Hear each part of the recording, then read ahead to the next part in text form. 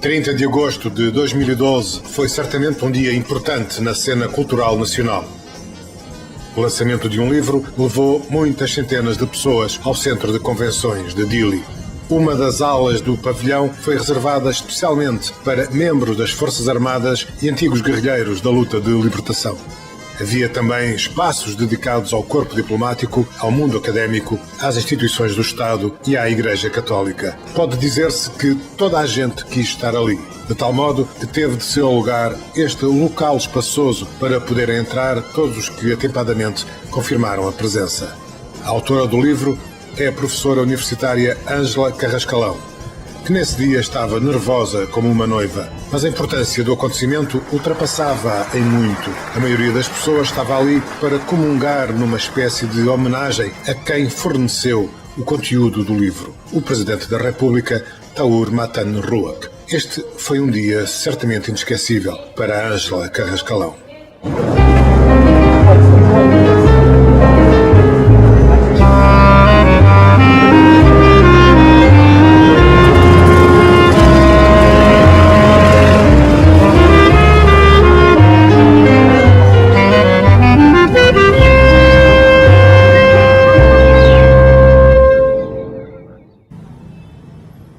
Venho 2 vezes, tenho 4 horas semanais.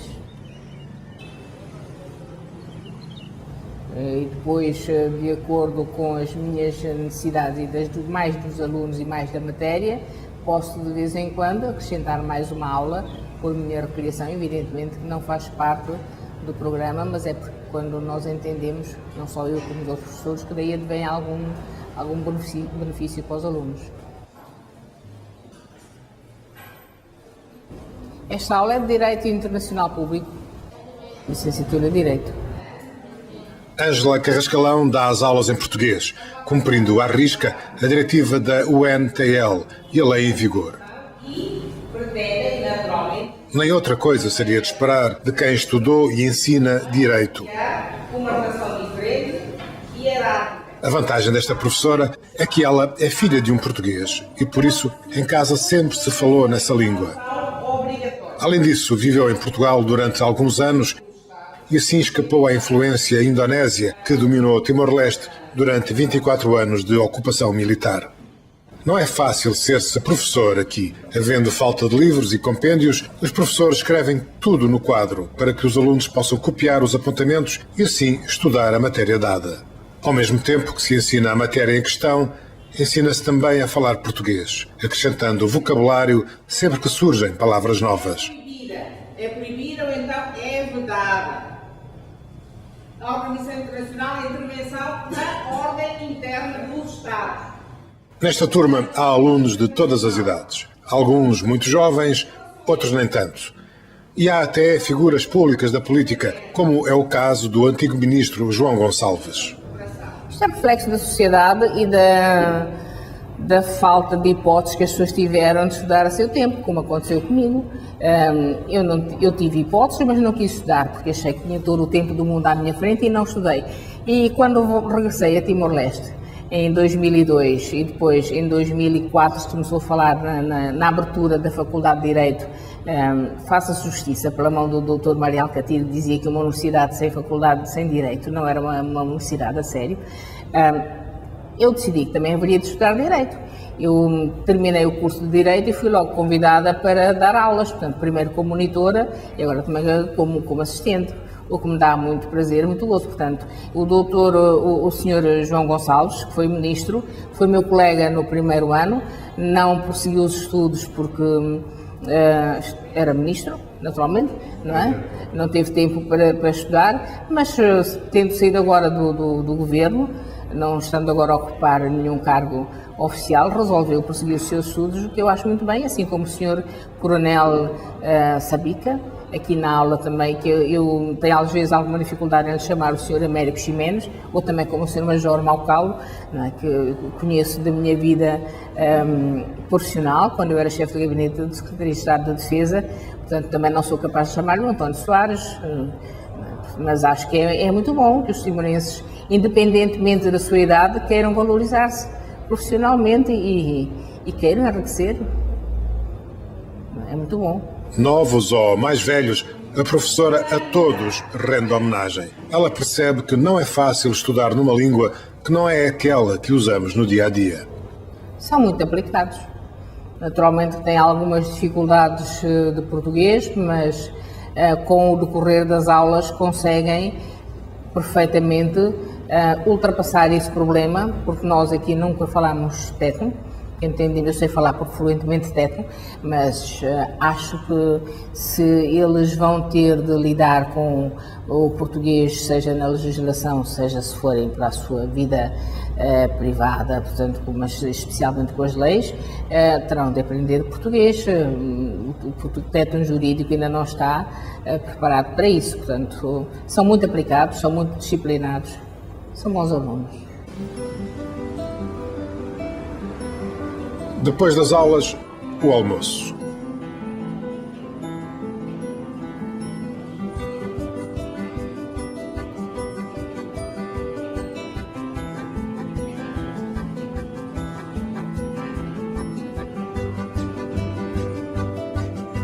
Pessoas requintadas escolhem locais aprazíveis e frescos. O Hotel Timor foi onde se almoçou neste dia, na companhia de colegas de trabalho.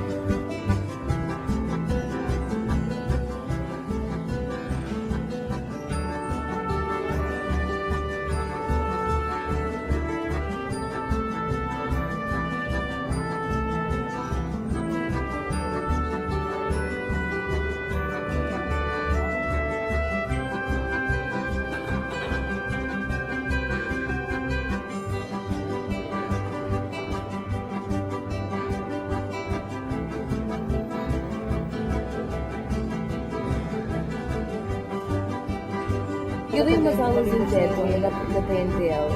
Como sempre acontece entre mestres do mesmo ofício, o almoço serviu para falar de trabalho. Ou tornam tudo muito básico, muito primário, porque não consegue dizer as coisas como deve ser. Eu não tenho de manter a língua. Vocês, portanto, juntam-se para almoçar, mas continuam a falar de trabalho. Estamos a falar do ensino na língua, Estamos a falar da língua portuguesa. o ensino em língua portuguesa, que é muito importante para o desenvolvimento. Todas nós, elas podem falar também, mas eu noto um grande desenvolvimento da língua, mesmo que se diga que não há. Eu acho que são as vozes dissonantes. Essas vozes dissonantes tencionam mesmo matar com o português em Timor-Leste, é porque querem outro tipo de língua. Mas elas duas que são estrangeiras a dar aulas no NTL, a Eliane e a Márcia, querem falar, então façam um favor, digam lá as vossas impressões. Bem, eu tenho muita sorte porque eu sempre dei disciplinas finais. Portanto, os alunos estão já no terceiro ou no quarto ano, portanto já têm o ano propedêutico, o primeiro e o segundo, o contacto já não é o mesmo impacto. O que eu noto é que os alunos compreendem perfeitamente aquilo que nós dizemos, embora haja uma necessidade de explicarmos os conceitos técnicos, porque isso é óbvio, acontece em qualquer curso, muito mais num país onde o português esteve parado durante tanto tempo, mas de facto nos compreendem e têm vontade de se expressar em língua portuguesa. As principais dificuldades que eu sempre encontrei foi na escrita.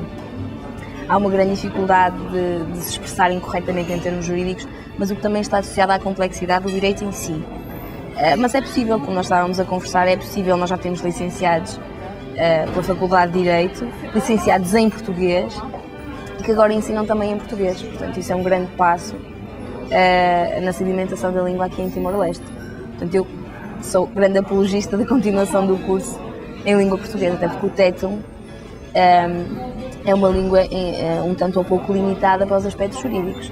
Portanto, nem que de alguma forma sejam explicados os conceitos mais simples, o português tem sempre que estar por detrás, porque é quase impossível construir-se o curso sem os conceitos técnicos portugueses. Márcia, o seu sotaque complica ou ajuda?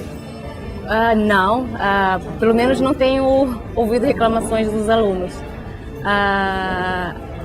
Tenho de dizer que o meu sotaque é um pouco, já não é tão abrasileirado, não é? Porque eu estou fora do Brasil já há mais de 17 anos. Mas brasileiro, mas tem sempre esse jeitinho de falar. Sim. Mas nunca tive reclamações dos alunos de não compreenderem a minha pronúncia. Acha que à medida que o tempo passa que há mais facilidade em dar aulas em português ou não? Sim, sim, sim. Os nossos alunos, eu sinto, como disse anteriormente, um grande avanço na língua portuguesa aqui em Timor-Leste desde 2009, foi quando eu cheguei cá, fevereiro de 2009 até agora. Isso é fruto da política, não é, de incentivo da língua portuguesa aqui em Timor-Leste, mas é claro que ainda há muito por fazer. Os alunos não têm, no fundo, na sua vida pessoal, onde praticar a língua portuguesa. É só nos contatos institucionais, onde ou a língua portuguesa foi adotada como oficial ou em sessões de trabalho em que há estrangeiros da língua estrangeira, da língua portuguesa, é que eles praticam a língua. Saem da universidade, saem das escolas, muito dificilmente praticam o português com os amigos ou em casa com a família. Por isso, acho, nesse sentido, e aqui dando a minha opinião, a televisão tem um papel importantíssimo nesse sentido de incentivar os cidadãos à prática da língua portuguesa. E programas nesse sentido são de muita valia nesse sentido.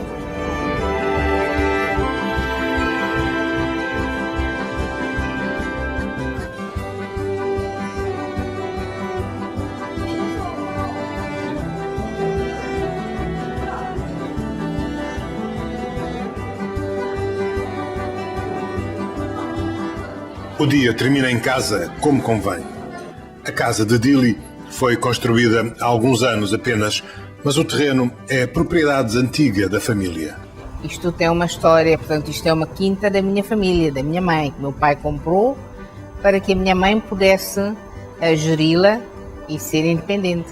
Durante muitos anos foi uma quinta. Meu pai era uma pessoa que tinha a minha mãe em grande conta, especialmente em Timor-Leste, porque ele era tido como um homem muito importante. A minha mãe era completamente indígena, como as pessoas na altura diziam, tinha vindo da montanha, portanto ele tinha muito respeito e precisava que as pessoas compreendessem que ela era uma mulher e completamente era independente. A minha mãe era uma senhora, era uma mandona de primeira ordem, né? Às vezes pensam que nós tínhamos este estar, que era do meu pai, era dela.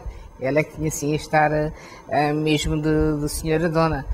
Então eu nunca vi a minha mãe pedir dinheiro ao meu pai, o que é muito importante. Para a nossa educação é das coisas mais estruturantes, sabes? Uma mulher não pedir dinheiro ao marido. A mãe é de onde? Venilal. Minha mãe é de Venilal. Do Mundo Perdido. Exatamente, ali para os lados. E vocês mantêm raízes para essa zona ou não? Naturalmente, mantemos ainda há no ano passado. No ano passado, em outubro, precisamente em outubro, fomos à cerimónia da uma lisan, portanto é uma cerimónia muito bonita em que se juntam todos os descendentes de uma determinada família, se é que se pode chamar também um clã, e onde há uma inauguração de uma casa sagrada, portanto das Umalúlicos, que tu deves ter visto bastante na televisão. A TVTL dá bastante isso. Portanto, as comunidades rurais dão muita importância à cerimónia de uma Lulic, exatamente. Nós fomos à da nossa família e eu estava convencida que ia encontrar para aí 300, 400 pessoas e encontrei mais de 1000 pessoas. Tudo parentes? Tudo parentes, exatamente. Que vieram das várias partes do Timor. É muito curioso. Isto é muito curioso.